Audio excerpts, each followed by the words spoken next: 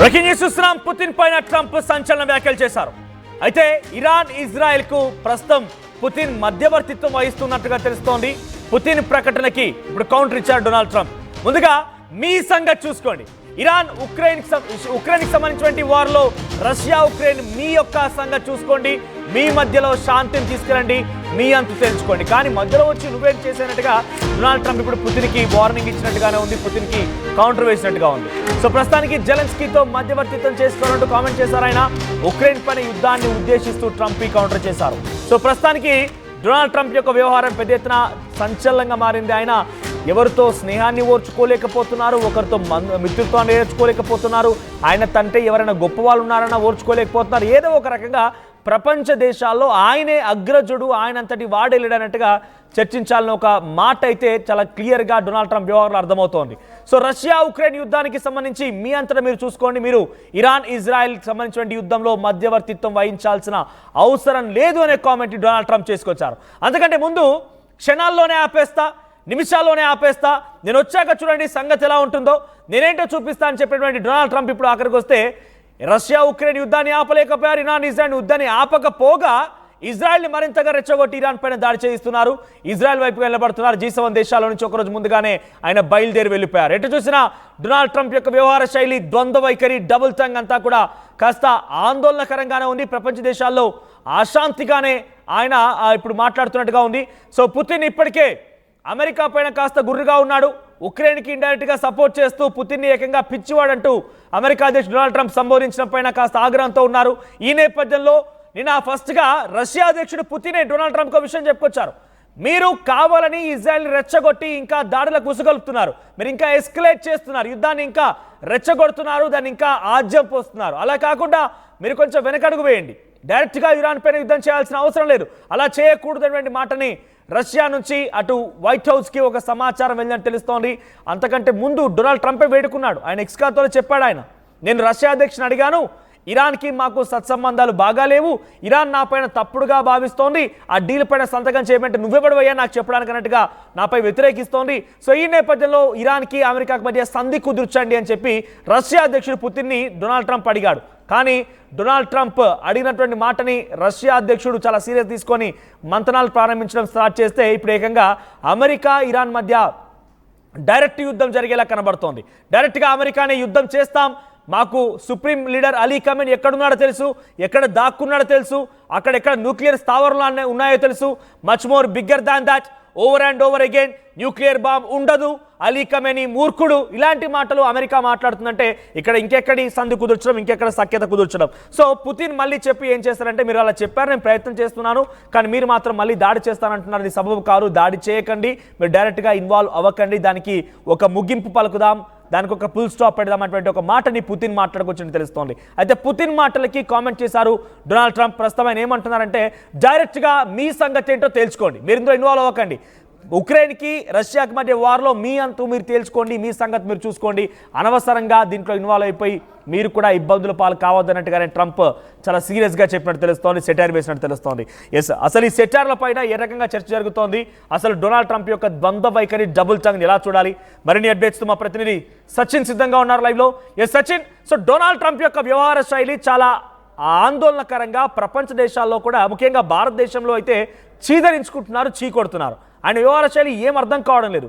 ఆయనకు స్వలాభంగా, ఆయనకి ఏదైనా లాభం జరుగుతుంది, ఆయనకి ఏదైనా పాజిటివ్గా ఉందంటేనేమో అంతా నాదే అంటున్నారు, లేదంటే కనుక వాళ్ళ శత్రువులుగా, పగ ఉన్న వాళ్ళుగా, వాళ్ళంతా కూడా పూర్తిగా మనకు వ్యతిరేకులుగా చిత్రీకరించే ప్రయత్నం చేస్తున్నారు. ఇప్పుడు రష్యా అధ్యక్షుడు అటు ప్రపంచ శాంతి కోసం ప్రయత్నం చేస్తున్న తరుణంలో ఆయన యుద్ధానికి ముగింపు పలుకుతానంటున్నారు. మరి మొన్న మధ్య భారత్ పాకిస్తాన్ యుద్ధం కూడా జరిగినప్పుడు నేనే ఆపానని చెప్పుకున్న డొనాల్డ్ ట్రంప్ ఇప్పుడు ఇజ్రాయెల్ యుద్ధాన్ని ఆపుతున్నానంటే, అద్దు ఆపకు, నీ సంగతి నువ్వు తేల్చుకోవడం వెనుక అసలు ఏంటి అని ద్వంద్వ వైఖరి పైన, వ్యవహార శైలి పైన ఎటువంటి చర్చలు జరుగుతున్నాయి? ట్రంప్ తన స్వలాభం కోసం మాత్రమే పనిచేస్తున్నాడు. ఎందుకు రెండుసార్లు మాత్రమే పదాన్ని ఇక్కడ ఉపయోగించానంటే, తన కోసం తాను మాత్రమే పనిచేస్తున్న వ్యక్తిగా ప్రస్తుతం అంతర్జాతీయ సమాజం ముందు తనకు తానేంటో చూపించుకునే ప్రయత్నం చేస్తున్నాడు. అతిశయోక్తి లేదని చెప్పుకోవాలి ట్రంప్ విషయంలో. ఎందుకంటే గత వారం రోజులుగా జరుగుతున్న పరిణామాలను చూసాం. మరి ముఖ్యంగా ట్రంప్ ఎంటర్ అయిన తర్వాత అయితే దీని శాంతి వైపు వెళుతుందో అంటే ఏదో ఒక కొలుక్కు వస్తుంది. అయితే శాంతి వైపు లేకపోతే చర్చల వైపు వెళుతుంది, లేకపోతే న్యూక్లియర్ డీల్ వైపు వెళ్ళే అవకాశం ఉంటుంది ఇరాన్. అది కూడా కాకపోతే మూడో రోజు తాను చేసిన ట్వీట్ దాని ప్రకారం ఏ క్షణాన్నైనా ట్రంప్ ఇరాన్ని దెబ్బతీయచ్చు, ట్రంప్ తన ట్రూప్స్ని రంగంలోకి దించవచ్చు, ట్రంప్ తన సైన్యాన్ని మరి ముఖ్యంగా ఇరాన్ మీద దాడికి ఉపక్రమించేలా సిద్ధం చేయొచ్చు అనే చర్చ జోరందుకుంది. బట్ కమింగ్ బ్యాక్ టు నిన్న జరిగిన ఘటనకు సంబంధించి మాట్లాడుకున్న సందర్భంలో ఇరాన్ ఇజ్రాయెల్కి సంబంధించి ఆ ఇష్యూ ఇంకా కంటిన్యూ అవుతున్న సిచ్యువేషన్లో ఇక్కడ ఇజ్రాయెల్ కూడా సాయం అడుగుతోంది అమెరికా. మరి ముఖ్యంగా ఎటువంటి సాయం? ఏకంగా 14,000 కేజీల బాంబుతో మేము ఇరాన్ని వేసేస్తాం, మాకు సాయం అందించండి బికాస్ మీ దగ్గరే ఉంది అంటూ కూడా చర్చ జరుగుతుంది. అదే అమెరికా ఇవ్వలేదు. సో ఈ డాట్స్ అన్ని కనెక్ట్ చేసే ప్రయత్నం చేస్తున్నాను ఇక్కడ. ఈ డాట్స్ అన్ని కనెక్ట్ చేసే ప్రయత్నం చేస్తూ ఉంటే ట్రంప్ అన్న ఒక 2-3 పాయింట్ల ముందు మనం మాట్లాడుకుందాం మనోజ్. ఎందుకంటే ఏమన్నాడు? ఫస్ట్గా ఏమన్నాడు? ఎస్, న్యూక్లియర్ డీల్ చేసుకో, ఇప్పటికీ మించిపోయింది లేదన్నాడు. ఆ తర్వాత ఏమన్నాడు? నా దగ్గర ప్లాన్ సిద్ధంగా ఉంది, ది వర్స్ట్ ప్లాన్, ది క్రూయల్గా ఉండబోతుంది అన్నాడు. ఆ తర్వాత ఏమన్నాడు? శాంతి చర్చలకు సంబంధించి మాట్లాడుకున్న సందర్భంలో అంటే భారత్ పాకిస్తాన్ నేను కలిపాను, భారత్ పాకిస్తాన్కి సంబంధించి కలిపాను అనే శబ్దాన్ని ఆ లైన్ నేను వెనక్కి తీసుకుంటున్నాను. భారత్ పాకిస్తాన్కి సంబంధించి, ఎందుకంటే తన మాట ఇక్కడ కోట్ చేయడం జరుగుతోంది. భారత్ పాకిస్తాన్కి సంబంధించి ఆ మధ్యవర్తిత్వం నేను వహించాను, అందుకే యుద్ధం ఆగిపోయింది సో అంటూ కూడా చెప్పుకొచ్చాడు. సో ఆ తర్వాత కంటిన్యూ చేసుకున్న సందర్భంలో ఇరాన్ ఇజ్రాయెల్ని కూడా అలాగే ఆపేస్తాను, నేను ఏదో గొప్పలు చెప్పుకోను, చర్చలు జరుగుతున్నాయి, చర్చలు ఎప్పటికీ టేబుల్ మీద ఉన్నాయి, ఆ చర్చలు నేనే చేయిస్తున్నాను, నేనే మాట్లాడుతున్నాను, నేను చాలా చేస్తున్నాను కానీ ఎవరికి చెప్పుకోను అని చెప్పి గొప్పలు పోయిన సందర్భం. కట్ చేస్తే నిన్న పుతిన్కి సంబంధించి మాట్లాడిన తర్వాత. బట్ అంతకన్నా ముందు రోజు ఒక 2 పదాలని కీలకమైన బ్రహ్మాస్త్రాలుగా మాట్లాడుకుని ఒక కీలకమైన మాటలని అన్నాడు. అన్కండిషనల్గా సరెండర్ అయిపో అంటూ ఖమేనీకి సంబంధించి Iran supreme leader so called అంటూ కూడా, అంటే ఇరాన్ని కిలికేలాగా. సో ఇక్కడ యుద్ధం గ్యారంటీ ఏమో, రాత్రికి రాత్రి ఇంకా ఖొమేనీ ఇంకా కనిపించడేమో, మాయమైపోతాడేమో, బంకర్లో దాక్కున్న ఖొమేనీ కూడా బయటికి లాక్కొచ్చి కొట్టేస్తారేమో, చంపేస్తారేమో అనే చర్చ జరిగింది. బట్ ఇటువంటి అన్నీ అంటే అటు శాంతి వైపు జనాల్ని ఆలోచించేలా చేశాడు. ఆలోచించిన సెన్స్ కన్ఫ్యూజన్ క్రియేట్ చేస్తున్నాడు. అసలు ఏం చేయబోతున్నాడు? ఎందుకంటే అగ్రరాజ్యం ఒక అడుగు వేస్తుందంటే ఇక్కడ బరాక్ ఒబామాకి సంబంధించి మాట్లాడుకుంటున్న సందర్భం ఉంది, బైడెన్ గురించి మాట్లాడుకుంటున్న సందర్భం ఉంది, ట్రంప్ని ఫస్ట్ అంతా కంపేర్ చేసుకుంటున్న సందర్భం ఉంది. ఎందుకు ఇంత కన్ఫ్యూజన్ క్రియేట్ చేస్తుంది అగ్రరాజ్యం? ఎప్పుడూ క్లియర్ కట్గా తను చేసేది చెప్పదు, చెప్పేది మరి ముఖ్యంగా చేసేది ఎవరికి ముందుగా చెప్పదు, చేసుకుంటూ పోతుంది. చెప్పిందంటే కనుక అది చేసే తీరుతుంది. ఈ 2 అమెరికా విషయాలు ఉన్నాయి. కానీ ఇప్పుడు ఏం జరుగుతోంది? కేవలం మాటల గొప్పలు తప్ప చేతల్లో ఎక్కడ కనిపించలేదు. కానీ సచిన్, ఇది ప్రపంచ దేశాలని కన్ఫ్యూజ్ చేస్తున్నట్టుగా ఉంది. ట్రంప్ ఎక్కడ కన్ఫ్యూజ్ కావడం లేదు, చాలా క్లియర్ గా ఉన్నారు ఆయన. పాకిస్తాన్ మధ్య యుద్ధంలో కూడా బిలావల్ భుట్టో టీం వెళ్ళిపోయి ఎయిర్ డిఫెన్స్ ఇస్తాన్ని ఇవ్వండి అని అడగగానే దాదాపుగా కన్ఫర్మ్ అయినట్టు తెలుస్తుంది. చాలా సీక్రెట్ గోప్యంగా ఉంచుతున్నారు. కానీ కొన్ని ఇంటర్నేషనల్ కథనాల మేరకి మనం చూసినప్పుడు డెఫినెట్గా ఇస్తానని చెప్పుకొచ్చారు ఆయన. ఉక్రెయిన్ అనేది చాలా చిన్న దేశం రష్యాతో పోలిస్తే, కానీ ఇండైరెక్ట్గా ఉక్రెయిన్కి సపోర్ట్ ఇచ్చి రష్యాని ఎక్కువ పెట్టాలని చూస్తున్నారు. ఇజ్రాయెల్ కూడా కంపారిటివ్లీ చాలా చిన్న దేశం, కానీ ఇజ్రాయెల్ భుజం పైన ఎక్కువ పెట్టి అయినా అరబ్ దేశాలు మొత్తం కంట్రోల్ తీసుకొచ్చుకోవాలని ఒక ఆలోచనతో ఉన్నారు. ఇప్పుడు ఏకంగా ఆ 2 దేశాల మధ్య సఖ్యత కుదురుస్తాం, ముందుకు వెళ్దాం, అందరితో మాట్లాడదాం, చాలా కాంప్రమైజింగ్ తీసుకొద్దామని పుతిన్ ప్రయత్నం చేస్తుంటే నువ్వేంటి చేసేది, నీ వంతు నువ్వు చూసుకో అంటున్నారు ఆయన. అంటే ఆయన ఏది చేసినా కరెక్టే, కమర్షియలైజ్ కోసం చేస్తున్నారు ఆయన. సో ఇన్ఫ్యాక్ట్ సచిన్, మనం చాలా వరకు చరిత్ర పుస్తకాల్లో చదువుకున్న చూస్తే, హిస్టరీ కనుక గమనిస్తే, అమెరికా తన శత్రువులు కనుక ఇతర దేశాల్లో ఉంటే వారు మన దగ్గరికి రాకముందే ఆ శత్రు దేశాల్లోనే అక్కడికి వెళ్ళిపోయి మరి దాడి చేసి చంపేయగల సామర్థ్యం ఉంది. ఇప్పుడు అదే జరుగుతుంది. బహుశా అటువంటి విధంగానే డొనాల్డ్ ట్రంప్ వ్యవహరిస్తున్నట్టుగా ఉంది. సో డొనాల్డ్ ట్రంప్ యొక్క తీరు ఎక్కడ కన్ఫ్యూజన్గా ఇతర దేశాలు కలిగిస్తుంది, కానీ చాలా కాన్ఫిడెంట్గా ఆయన పక్కా కమర్షియల్ వ్యక్తిగా కనబడుతున్నారు. ఈ పరిస్థితి ఎక్కడి వరకు దారి తీయొచ్చు? డొనాల్డ్ ట్రంప్ యొక్క ద్వంద్వ వైఖరి, ఒక అహంకారపూరితమైన వైఖరి ఎక్కడి వరకు దారి తీయొచ్చు అంటారు? ఎగ్జాక్ట్గా ఒక వ్యూహంతో వెళ్ళే వ్యక్తికి సంబంధించి ఆ విజన్ మనకు అర్థమవుతుంది. కానీ ఎడాపెడ వాగేస్తూ ఏం చేస్తాడో తెలియని పరిస్థితుల్లో ఒక వ్యక్తి, అది కూడా అగ్రరాజ్యం అధ్యక్షుడిగా ఉన్న క్రమంలో ఆయన వేసే అడుగులు యావత్ ప్రపంచం నిశ్చితంగా గమనిస్తూ ఉంది. ఇక్కడ ట్రంప్ కనుక, ఎందుకంటే నిన్న పుతిన్ ఇచ్చిన ఒక విధంగా చెప్పాలంటే వార్నింగ్, అది ఒక సింపులెస్ట్ వార్నింగ్ అని చెప్పుకోవాలి. నువ్వు నీ పని చూసుకో, నువ్వు కనుక యుద్ధంలో దిగాలనుకుంటే కనుక అప్పుడు ఆ ఇబ్బందికర వాతావరణం ఉంటుంది. మరి ముఖ్యంగా న్యూక్లియర్ ఇబ్బంది ప్రపంచానికి ఇబ్బంది అవుతుంది, కాబట్టి నేను కూడా రంగంలోకి దిగాల్సి ఉంటుంది అనే అర్థం వచ్చేలా ఇటు పుతిన్ చేసిన వ్యాఖ్యలు. ఇంతవరకు ఏ యుద్ధంలో కూడా రష్యా అంటే ఇరాన్ ఇజ్రాయెల్కి సంబంధించి కొన్ని రోజులుగా, అది పోనీ ఇరాన్ విషయం పక్కన పెట్టినా, ఇజ్రాయెల్కి సంబంధించి గాజా విషయంలో కావచ్చు, లేకపోతే ఇజ్రాయెల్ యెమెన్ కావచ్చు, ఇజ్రాయెల్ లెబనాన్ కావచ్చు, లేకపోతే ఇటువైపు ఇన్ని జరుగుతున్నా, ఇన్ఫ్యాక్ట్ చైనా తైవాన్ విషయం కావచ్చు, భారత్ పాకిస్తాన్ విషయం కావచ్చు, ఇన్ని జరుగుతున్నా కూడా ఏనాడు రష్యా నువ్వు అంటే అమెరికా ఇంత డైరెక్ట్గా నువ్వు నోరు మూసుకొని ఉండు అన్నంతలా ఇప్పుడు మాట్లాడలేదు. కానీ ఈ రోజు మాట్లాడుతుందంటే ఆ ఇంటెన్సిటీ, ఎందుకంటే ఇరాన్కి ఇప్పుడు రష్యా చాలా కీలకం, చాలా దోస్తాను వాళ్ళిద్దరికి మధ్య జనవరిలో ఒప్పందాలు కూడా జరిగాయి. సో దాంతోపాటు వాళ్ళకున్న ఆ బంధం అలాంటిది. సో ఈ క్రమం గురించి మాట్లాడుకున్న సందర్భంలో ఇప్పుడు రష్యా నేరుగా రంగంలోకి దిగిపోతుంది అనుకున్నట్లు ఎటువంటి అతిశయోక్తి లేదు. ఇది బ్లండర్ మిస్టేక్ అవుతుంది. ఎవరైనా కనుక ఒకవేళ ఈ యుద్ధాన్ని కనుక ట్రిగ్గర్ చేస్తే అది బ్లండర్ మిస్టేక్ అయ్యే అవకాశం ఉంది. ఎందుకంటే అది మూడో ప్రపంచ యుద్ధానికి ఇంక దారి తీసేయచ్చు, అంటే ప్రపంచం కొట్టుకునే టైం సిచ్యువేషన్ అని చెప్పడంలో అతిశయోక్తి అని చెప్పుకోవాలి. బట్ ఇక్కడ ఆచితూచి వ్యవహరించాల్సిన సందర్భం అది పుతిన్ తీసుకొస్తాడా, లేకపోతే ఒకటి పుతిన్ ఏమంటున్నాడు, నేను మీడియేట్ చేయడానికి సిద్ధంగా ఉన్నప్పుడు పుతిన్కి ఎక్కడ క్రెడిట్ వెళ్ళిపోతుందో అని చెప్పి అధ్యక్షుడిగా ఉన్న డొనాల్డ్ ట్రంప్ విషయంలో ఆ కన్ఫ్యూజనో లేకపోతే ఆ భయమో మొదలైంది అనుకోవాలి. సో ఇప్పుడు బహుశా ఈ 2 రోజుల్లో సచిన్ ఒక్కసారి before I continue start discussing మనం మళ్ళీ కంటిన్యూ చేద్దాం. ఒక్కసారి మన దగ్గర మ్యాప్ ఉంది, ఏ దేశాలు ఎలా పోరాడుతుందో ఒకసారి పీసీఆర్ మ్యాప్ ప్లే చేయండి. సో మ్యాప్లో మనం గమనిస్తే కనుక ఇక్కడ అమెరికా ఉక్రెయిన్ వైపు నిలబడి రష్యాని ఎక్కువ పెడుతోంది. ఆ తర్వాత అమెరికా ఇజ్రాయెల్ వైపుగా నిలబడి ఇరాన్ని ఎక్కువ పెడుతోంది. డైరెక్ట్గా ఇప్పుడు మనం బహిరంగంగా చెప్పినా చెప్పకపోయినా డెఫినెట్గా అది జరుగుతుంది, మనం చూస్తూనే ఉన్నాం. ఐ లవ్ పాకిస్తాన్ అని కూడా అన్నారు. కాబట్టి పాకిస్తాన్ వైపుగా నిలబడి భారత్ని ఒక రకంగానే టార్గెట్ చేస్తున్నట్టుగానే ఉంది. చూడండి, ఇక్కడ ఎక్కడ కూడా అమెరికాకి రష్యాకి విభేదాలు ఉన్నాయంటే ఎస్ అఫ్ కోర్స్ విభేదాలు ఉన్నాయి. కానీ ఏ కారణంగా మేము అగ్రరాజ్యం అంటే విభేదాలు ఉన్నాయి. సో కొంత ఈగోయిస్టిక్ వార్స్ ఉన్నాయి. కానీ ఎక్కడ వాళ్ళు డైరెక్ట్గా ఫైట్ చేయడం లేరు. అమెరికా ఏం చేస్తోంది, చాలా తెలివిగా ఉక్రెయిన్ వాడి రష్యాని ఢీ కొడుతోంది. పాకిస్తాన్కి వాడుకొని భారత్ పైన కొంత ఎక్కువ పెడుతోంది. ఇజ్రాయెల్ వాడుకొని అరబ్ కంట్రీస్ పైన ఎక్కువ పెడుతోంది. కానీ ఎక్కడ చైనాకి డైరెక్ట్గా అమెరికాకు యుద్ధాలు లేవు, ఆ రష్యాకి డైరెక్ట్గా అమెరికాకు యుద్ధాలు లేవు, ఇవేవి కూడా జరగడం లేదు. అమెరికా అధ్యక్షుడు డొనాల్డ్ ట్రంప్ యొక్క వ్యవహార శైలి ఎలా ఉందనంటే పూర్తిగా అందరూ చూసి చీదరించుకొని చీకొట్టేలాగా ఉంది. ఏకంగా అమెరికా అంటేనే ఇప్పుడు డొనాల్డ్ ట్రంప్ వ్యవహారం వల్ల కొంత ప్రపంచ దేశాలు కూడా చీ అన్నట్టుగా చూస్తూ ఉన్నాయి. ఆయన ఎటు మాట్లాడుతున్నారు, ఏం మాట్లాడుతున్నారు, ఎందుకు మాట్లాడుతున్నారు, అసలు ఎవరి వైపుగా ఉన్నారు, ఎందుకు అలా ప్రవర్తిస్తున్నారు, ఏది కూడా అర్థం కాని పరిస్థితి. ఎందుకంటే ఇక్కడ సరే నిజంగా ఇజ్రాయెల్కి ఇరాన్ మధ్య యుద్ధం జరుగుతోంది, 7 రోజులుగా యుద్ధం కొనసాగుతోంది.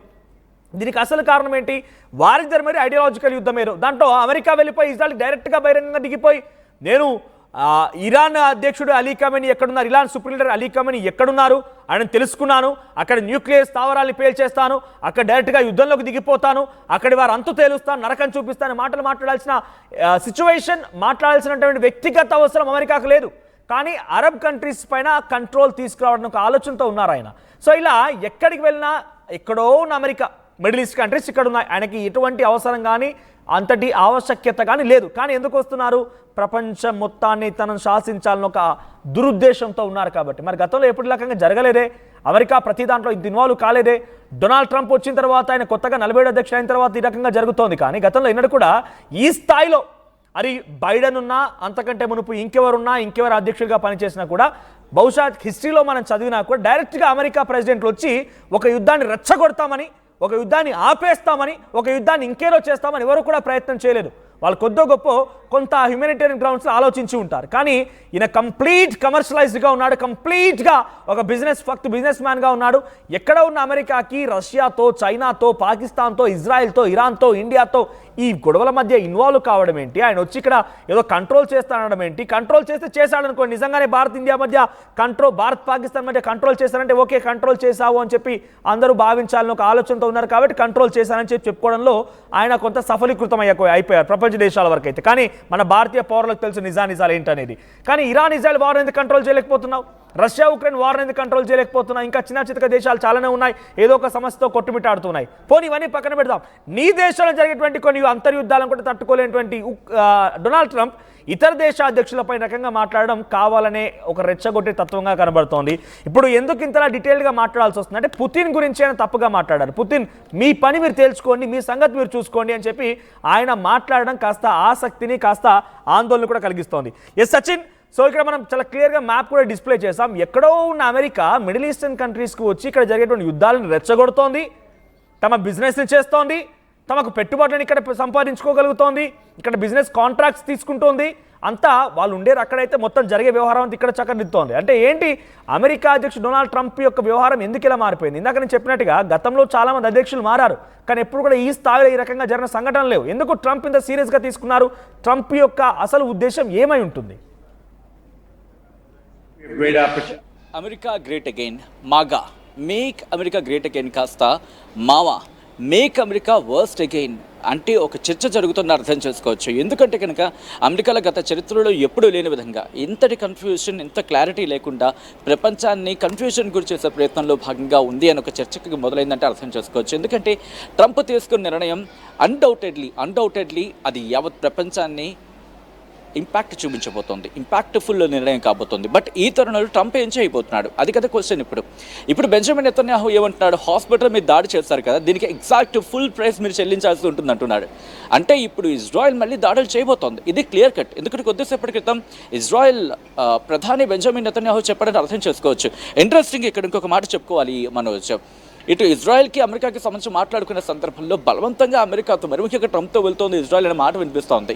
బట్ ఇజ్రాయెల్ తనంతా తానుగా వెళ్లే ప్రయత్నం ప్రస్తుతం చేస్తున్నప్పటికీ కూడా ట్రంప్ సపోర్ట్, అంటే అమెరికా సపోర్ట్ కోసం ట్రంప్తో ఏకీభవిస్తుంది తప్ప ఎక్కడో ఇటు ఇజ్రాయెల్కి ట్రంప్తో కాస్త ఇబ్బందికర వాతావరణం ఉంది అని ఒక క్వశ్చన్ ఎక్కడో ఒక సమ్వేర్ ఆఫ్ ద కార్నర్ అంటారు కదా, సో అక్కడ అంటే చర్చ ఉందనుకోవాలి. బట్ ఇదే కనుక వాస్తవం అయితే కనుక ట్రంప్ దీన్ని డిలే చేసే అవకాశం ఉంటుంది.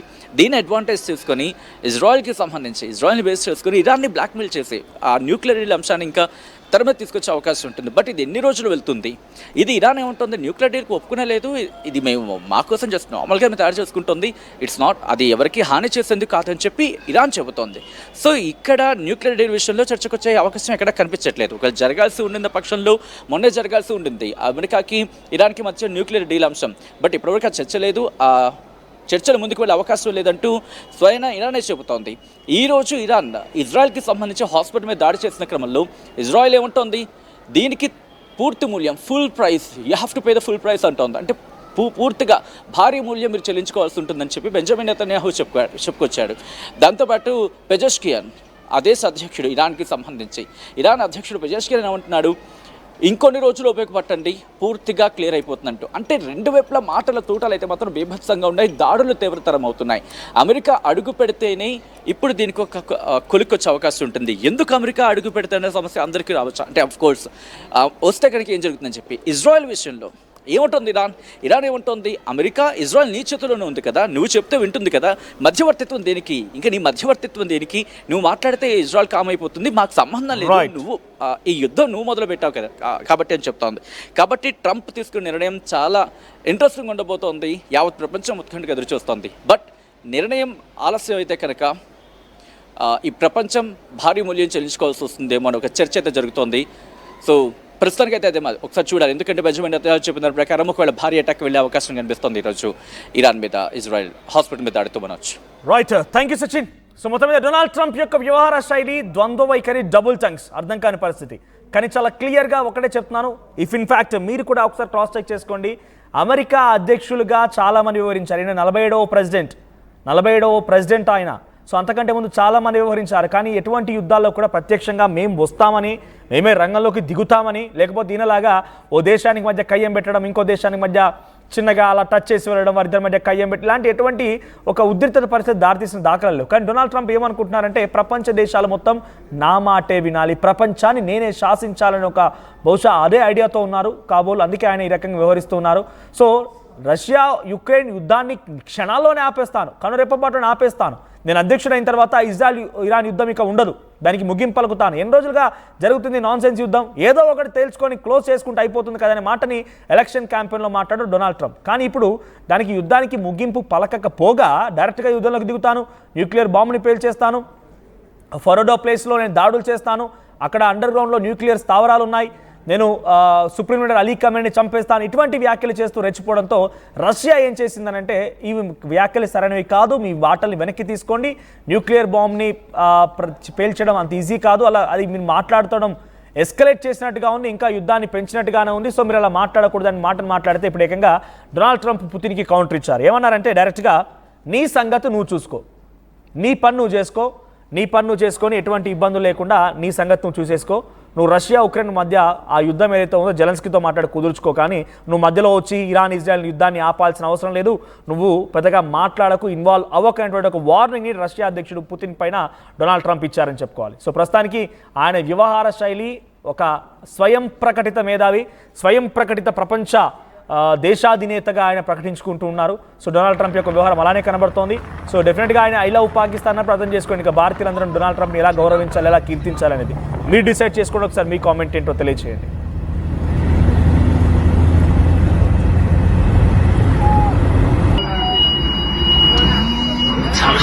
לא לפנות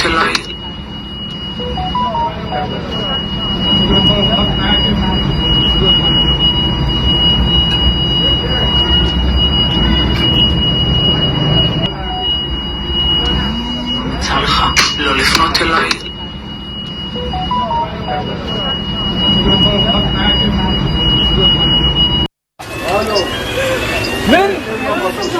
אתם לא מבינים מה הולך פה.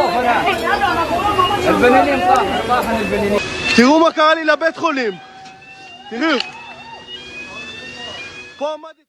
148 plus student-led startups, 11 exited startups, 12 cash flow positive startups. KL deemed to be university. తెలుగులో ఫాస్టెస్ట్ న్యూస్ యాప్ ఇప్పుడు కొత్త అవతారంలో 5 సెకండ్లోనే పూర్తి వార్తా సమాచారం మీ చేతుల్లోకి. సోషల్ మీడియా ట్రెండ్స్ మీ కళ్ళ ముందుకే, live TV and voice search ఆప్షన్స్తో ఇప్పుడే డౌన్లోడ్ చేయండి. యాప్ లింక్ డిస్క్రిప్షన్లో ఉంది.